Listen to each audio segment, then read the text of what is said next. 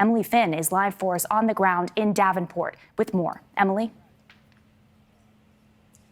Hi, good evening to you, Brooke. We're very sad to report that the Davenport community's worst nightmare was confirmed. This morning, crews found Brandon Colvin's body among the rubble that you see here behind me. But 2 residents are still missing from a tragedy that many warned was preventable. I don't know if my little brother got to grow up without a dad.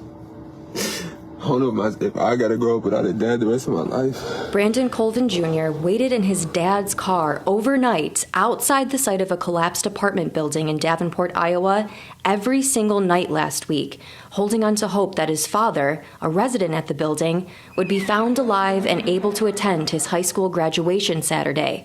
But today, he's mourning his father's death after crews found Brandon Colvin Sr.'s body among the rubble nearly 1 week since part of the building came down.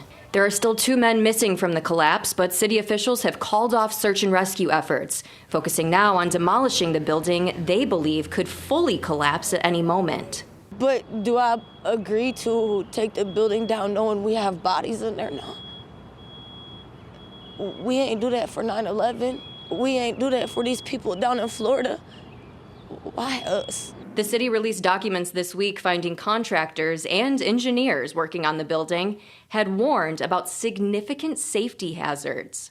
Residents reported structural issues in individual units for months leading up to the collapse. One contractor even told repair workers they risked dying if they didn't get out. While the official cause of the collapse is still undetermined, many questions about how these warning signs were overlooked remain as officials continue to investigate the collapse. But if the June 2021 Surfside condominium collapse in Florida gives any indication of how quickly residents will have answers, it could take years.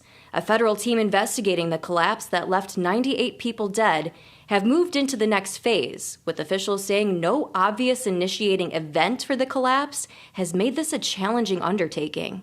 According to Alan Kilsheimer, a world-renowned structural engineer who investigated 9/11, there's no way at this point in time to determine who is to blame for the Davenport collapse.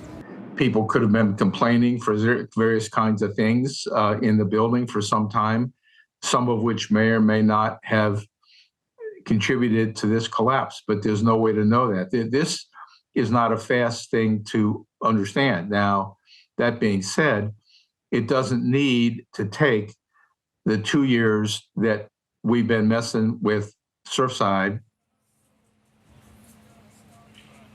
And Brooke, these residents say that they want accountability, but as you just heard, it isn't going to be a fast process to factually determine what caused the collapse. All right, a difficult update there. Emily Finn, thank you.